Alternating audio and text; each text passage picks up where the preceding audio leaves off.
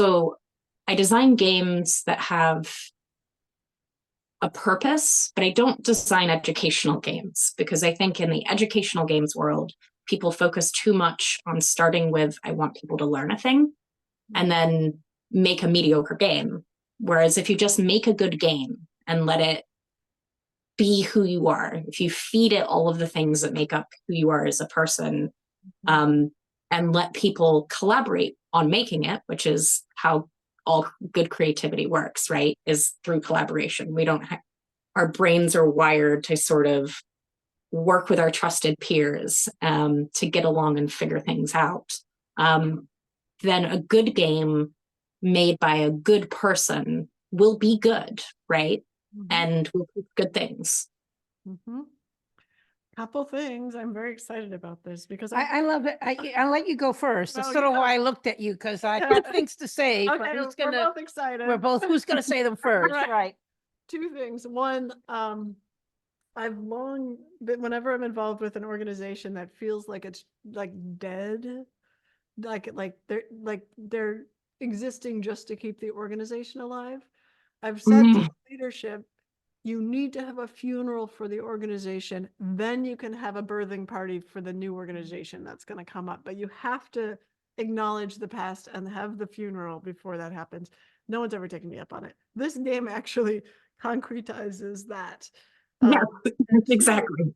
Yeah, and two, we've got to find a way to help you do this for the intelligence community, for which in which everyone I've talked to, I'm outside this community, but starting to get more inside of it just as an observer.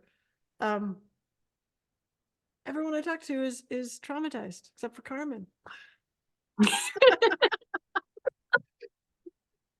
don't know about that, but no, there's a lot of trauma going on, and I think that's fair. And this would be a powerful game for changing that.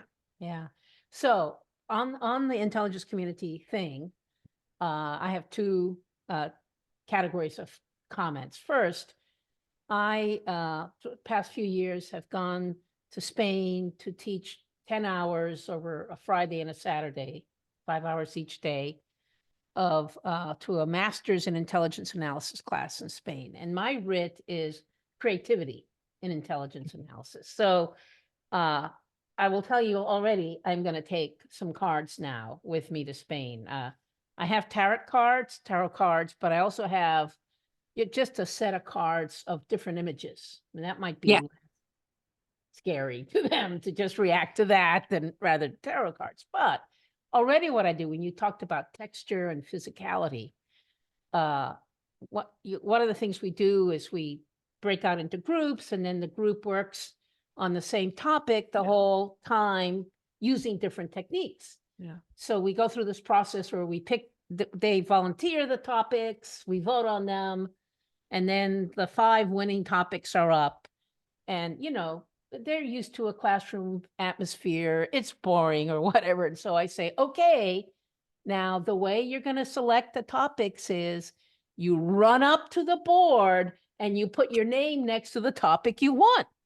And about a minute ensues where they're like, huh? And then finally one of them goes, oh, she's serious. And they start running, and then we get the big scrum. And I love doing it to them because they like, this is not sitting in my seat. This is not, whatever. So that's the first category. The second category, when you talked about we're going through an important cycle right now, historic, I have had the same thought enter my mind for about the past 4 or 5 weeks, where so I'm just going to build on what you said. You talked about pandemics leads to renaissance. And so where my thinking is that I think institutions have a normal, natural lifespan. And if you think about World War I, it brought the end of aristocracy. World War II created an entire new international economic system. I know this is wonky, but this is who I am. And we just keep asking, here we are, 75 years after World War II ended, And we're pretending that all these institutions that we created are still healthy. And they are What are all, the chances? what are they? And they are almost all under deathbed. And so we, we have to recognize that they're dead. Unfortunately, what happens because of human nature, we can't seem to recognize that something needs to pass and be composted until we get a lot of trauma associated with dealing with the broken institutions. Well, And, and that you has know, to do with, that's interestingly, and that so has to do with, sorry. That's it. That's my contribution. But then interestingly, that brings us full circle to disembodiment, because that has to do with people basically merging with the institution as their identity. Yes. I am the CIA. Yes. I am, Right. Newtonian physics. Right. And so they're leaving their, so they will literally feel that they will die if this thing Exactly. that is them dies. And so this Mhm. embodiment piece is so about getting people to like, What hey, was I reading? we Where can was I change. reading this?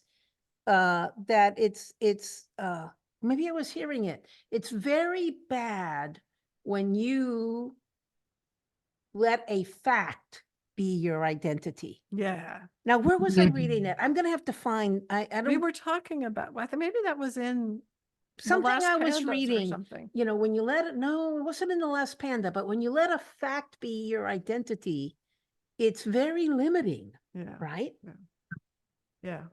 When you let Yeah. anything else but your identity be your identity. Exactly. Exactly. Turns out these identities are really powerful if we allow ourselves to have them. I have to figure out where I read that. Okay. That was fantastic. 2 thumbs up. 2 thumbs up. I love everything about that. Yeah, me too.